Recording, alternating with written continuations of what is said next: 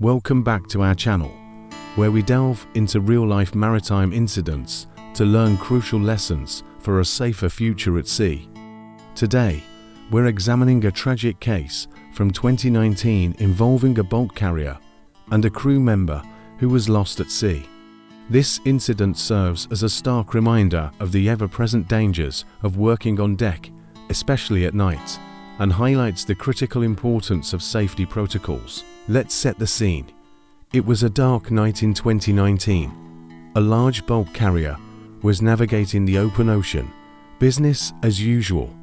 The crew went about their duties, the rhythm of the ship a familiar backdrop to their work. One crew member was assigned tasks on deck. The sea was calm, the weather wasn't particularly hostile, and there was no immediate sense of alarm. However, what happened next would change everything. Sometime during the night, this crew member fell overboard. The most chilling part of this story is that no one saw it happen. There was no shout, no splash heard over the hum of the engines, no alarm raised. He simply vanished into the darkness, swallowed by the vastness of the ocean. The ship continued on its course, completely unaware that one of its own was no longer on board. The discovery was only made hours later, during the routine change of watch. When the crew member failed to report for his next duty, his absence was noted. A quick search of his cabin and common areas confirmed he was not where he was supposed to be. Panic began to set in as the realization dawned. He must have gone overboard. Immediately, the master was alerted, and the ship's emergency procedures were activated. The vessel turned around to retrace its path, and a full-scale search and rescue operation was launched. The ship's crew scanned the waters, and a distress call was sent out, bringing other vessels and rescue authorities into the search. They scoured the area where they estimated he might have fallen, a desperate race against time. Despite the extensive search efforts that followed, involving multiple assets and countless hours, the missing crew member was never found. It's a heartbreaking outcome, leaving a family without a loved one and a crew with the heavy burden of loss. The investigation that followed sought to understand how such a tragedy could occur, especially without anyone noticing. So, what went wrong? The investigation uncovered several contributing factors, but it all boiled down to a few critical safety lapses. First, let's talk about personal protective equipment, or PPE. While we don't know for certain if the crew member was wearing a life jacket, the circumstances strongly suggest that if he was, it wasn't enough. In many situations, especially at night, a standard life jacket might not be sufficient. What's needed is a life jacket equipped with a personal locator beacon, or PLB, and a strobe light. A light would have made him visible in the dark water. An APLB would have transmitted his exact location, turning a search of a vast ocean into a precise rescue operation. The technology exists, but it's only effective if it's worn. This leads us to the second, and perhaps most crucial, lesson: the buddy system. Working alone on deck, particularly at night or in poor weather, is an invitation for disaster. The buddy system is one of the most fundamental safety principles in any hazardous environment. It means that no one works alone. A partner is there to provide immediate assistance if something goes wrong, whether it's a slip, a fall, or a medical emergency. If our crew member had a buddy with him, his fall would have been witnessed instantly.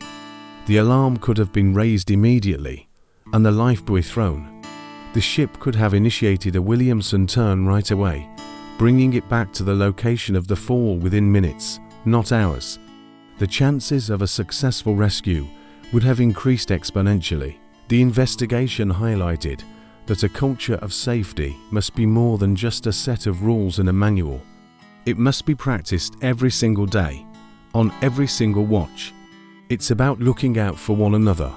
It's about recognizing that shortcuts, like sending someone to work on deck alone to save time, can have fatal consequences.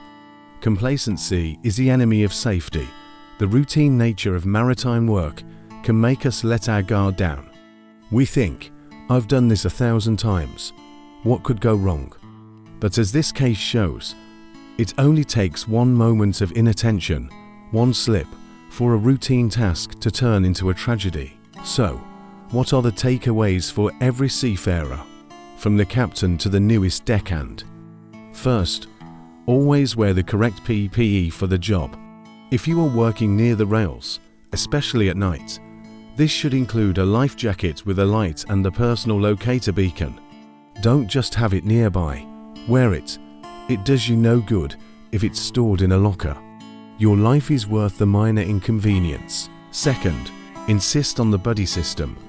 If you are ever tasked with working on deck alone at night, you must have the confidence to speak up. Question the order. Remind your supervisor of the risks. A good safety culture empowers every crew member to be a safety officer. It's not about being difficult. It's about ensuring everyone goes home to their families. Ship operators and masters have a responsibility to enforce this rule without exception. Third, we must conduct regular and realistic drills. Man overboard drills are not just about ticking a box. They need to be practiced in various conditions, including at night, so that the crew's response is swift, effective, and second nature. This includes practicing the recovery of a person from the water. Finally, let's talk about technology. Modern ships have access to systems that can help. Motion sensors, infrared cameras, and even wearable technology that can automatically send an alert if it detects a fall into the water are becoming more common. While technology is not a substitute for good safety practices like the buddy system, it can provide an essential additional layer of protection. This case from 2019 is a somber lesson. A life was lost and a family was shattered because of a preventable accident. Let us honor the memory of this lost seafarer by recommitting ourselves to a culture of safety. Let's make sure that the principles of wearing proper PPE and never working alone on deck are ingrained in everything we do. Look out for your shipmates, speak up when you see a risk, and never, ever get complacent. The sea is unforgiving, and it's our duty to respect its power by prioritizing safety above all else. Thank you for watching. If you found this case study informative, please give this video a like and subscribe to our channel for more content on maritime safety. And remember, if you or a crewmate are struggling with the emotional impact of an incident like this, please reach out. There are resources available, like the Seafarer Help Hotline, that can provide support. Stay safe out there, and we'll see you in the next video.